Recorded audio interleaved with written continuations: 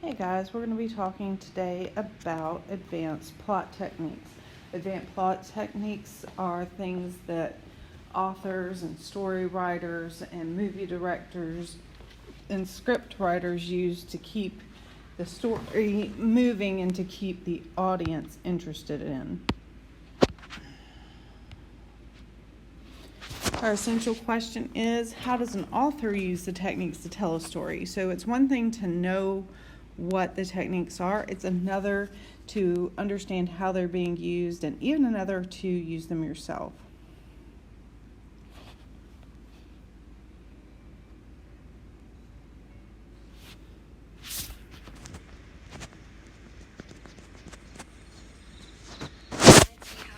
Night, Mom. Sleep tight, kiddo.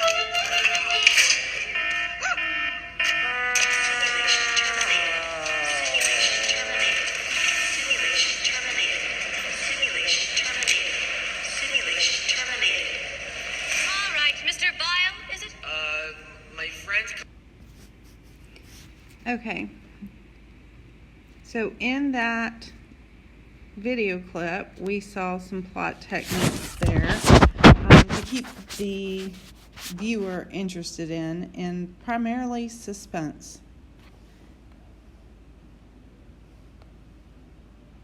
Okay, we're going to review the following plot techniques. There are definitely more than these. It says 6, it means 5. I took one out and I didn't put it back in. So let's go over these 5. First of all, there's the flashback. Most of us know what a flashback is. It is when we are in the story and something triggers a memory, and then either the narrator or the movie director or whoever takes us back into the past to get that backstory to help us understand what's going on. Parallel episodes, I think, are really interesting, and parallel episodes are either when the same thing keeps happening over and over and over again, like that old movie Groundhog's Day. But I think, and I could be wrong, that it also means that there are two storylines that are similar, that are on the same trajectory. And I'd be interested to look into that. But I think it's good vocabulary to discuss that as well, because sometimes you can have characters experiencing similar things and responding in different ways. One of the most used plot techniques is suspense. Now, I had a student that we discussed last year, the difference between suspense and foreshadowing, because suspense can feel like foreshadowing, but foreshadowing is when you get little bits and clues about what's going to happen next. And I like to tell my students it's like when the sun comes up behind you and it casts the shadow in front of you and you see what's behind you. Foreshadowing is the same way. It gives us little clues about what is coming up and what is going to happen. Suspense can feel like foreshadowing because things are happening that are building your anticipation, but suspense is wordier. Foreshadowing are little hints and little clues. Suspense is when the author starts putting in words that slow down the action and you're to catch yourself reading faster to find out what happens. So you are still looking forward to what is happening, but it's less about the clues and more about the mood, the way it makes you feel, and the way the author is slowing down and adding those details, like the step is creaking and the character is trembling. Now, you can have some foreshadowing in there where you think something bad is going to happen, yes, but you think something bad is going to happen because the author is building suspense.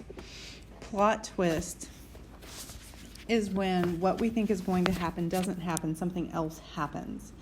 And I think a lot of us read looking for the plot twists. Okay, so flashback. You guys are supposed to take notes today, so hopefully at the top of your notes you've already written advanced plot techniques. And then the first one is flashback, where the plot's interrupted to recreate an event of an earlier time. We talked about that.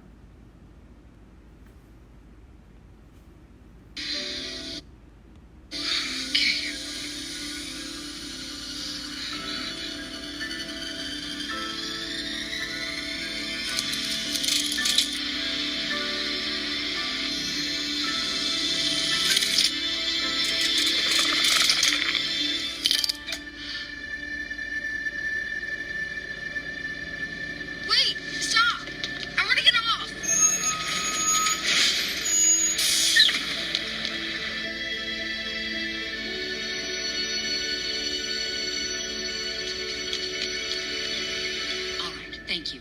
We will. Her teacher hasn't even seen Riley all day. What was she wearing last? Do you even remember what... Riley! Oh, we were worried sick. Where have you been? It's so late.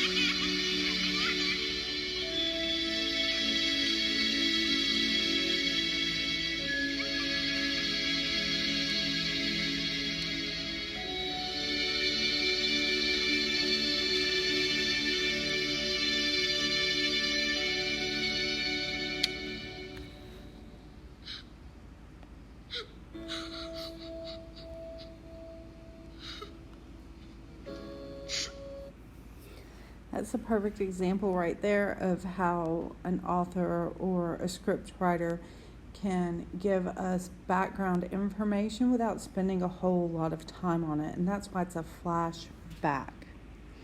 Please make sure to include an example of a flashback in your notes.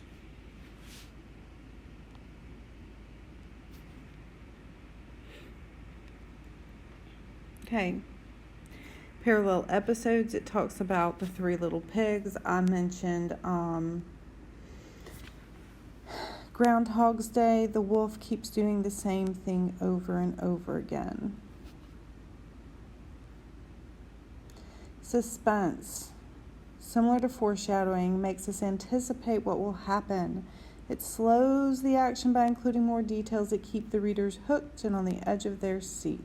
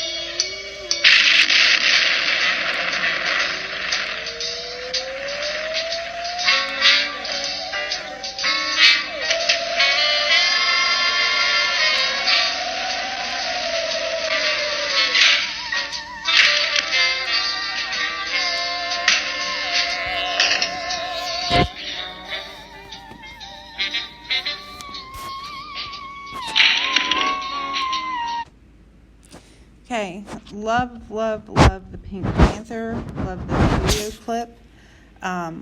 Most of his have suspense in them. I love him because there's no words there. But we watch this ghost chase him through the house, slow him down. On your own time, if you want to look up some Pink Panther clips, see how that slows down the action, I would do that if I was you. All right, foreshadowing are hints and clues suggesting what might happen later in a story.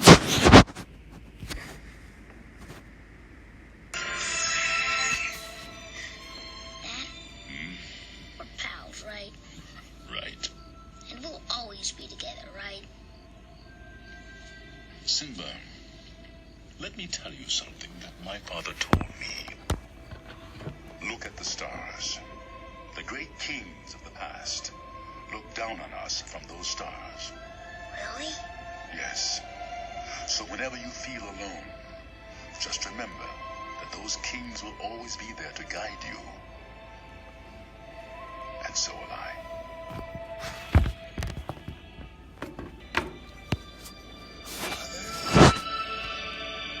Okay, so a lot of times when we see all of the "you'll always be with me" and then we get advice, we know that that is not going to be the case.